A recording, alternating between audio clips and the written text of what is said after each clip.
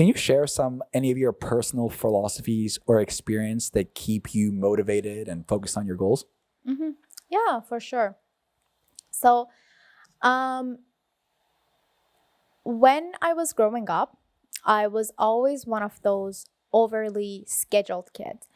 Obviously I was at school. Sorry, just a quick thing. We're at 12:30. We're good for 12:45? Yeah. Okay, perfect.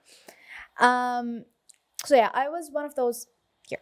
When I was growing up, I was always one of those overly scheduled kids who I was like at school. I was in my middle school, and I was enrolled in so many other extracurricular activities. Like I was enrolled in guitar lessons. I was enrolled in English language classes. I was enrolled in swimming classes, all at the same time. And obviously, Wow. I had my homeworks as well. And it was a lot. And I remember sometimes like I would talk with my mom and I would be like, most of the other students are not enrolled in this many extracurricular classes. And this is a lot for me. And why are you guys enrolling me in so many classes? And she would always, like, I vividly remember, like, she would always tell me, like, it's okay if no one is doing this. You can be the first one who's doing that. You can be the first one who's enrolled in 3 extracurricular activities or classes, and who's doing good at all of them, and who's doing a good job with our homeworks and classes as well at school. And obviously at the time I was like, no, you're just being like extra, you're being like very strict and all of that. But then that really shaped my mindset to be very resilient and to have this mentality that it's okay if nobody else is doing that. Like I can be the first one who's doing that. Yeah, I was going to say. And when I first started fundraising for Fibra, talking with investors, obviously it was one of the most challenging things when you have your startup and you want to talk with the investors, because obviously you're asking for their money, right? You have to. It's a very challenge. It's not a very challenging conversation, but it's a very, compared to other conversations and processes that you're going to go through when you have your own startup, this one is one of the toughest one. Yeah, because exactly. Yeah, and oftentimes investors would tell me, you're a young solo founder, you don't have a co-founder, and you have a hardware company, which by the way is hard. Not having a co-founder is hard. Trust me, I know. I was a founder originally for my hat business, and now I have 3, and I can't even imagine how you're doing. It's tough. Yeah.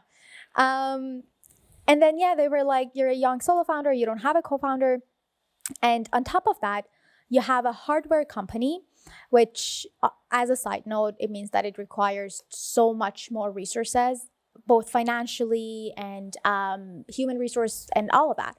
You need more resources, you need more money, and there is a long time for you to get to market because you have a hardware company, as opposed to like having an app and just going to market with it after 6 months.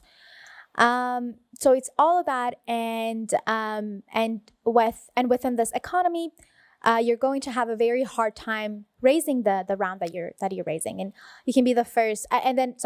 You're raising, and it's going to be very difficult and all that. And I was always like, okay, I understand that this is going to be difficult, but it's okay. Like I'm going to be the first who's going to raise this round within this economy, young solo founder, hardware company, specifically in Canada. It's a little harder to have your hardware company or deep tech company. But yeah, I was always like, it's okay. Like I'm going to be the first who's going to do that. And how do you deal with the loneliness if you have it? I was actually thinking about it the other day, and I was like, I'm very blessed with having good people around me, both on my team. We are a team of 12 actually. So we have different engineers, different marketing people on the team. So we have team members who are willing to not get paid for 4 months. Still, they come to the office at 8 a.m. They leave at 8 p.m. They are there, they are working. And so I have a lot of, like, knock on the wood, actually. I'm very blessed with having right team members. And also, I'm blessed with having good advisors, because like the other day I picked up the phone, I called one of our advisors, and I was just literally like venting to him, and I was like, this is just so annoying. The product is not working. The sensor is not working. Everything is frustrating, this and that. And that was at 10 p.m. at night. And he just listened to me. He told me like, do this. Like he was like, I understand this is a very frustrating situation. You can do this, you can do that. Maybe try pursuing this route, try sort of pursuing the other route. And after that I was like, and he was like, listen, you're not the only one who's going through that. I've talked with other founders as well. They have the same problem. So it was very sort of good to talk to someone who understands you and who's willing to sort of pick up the phone and answer you at 10 p.m. and listen to you. So you have that connection.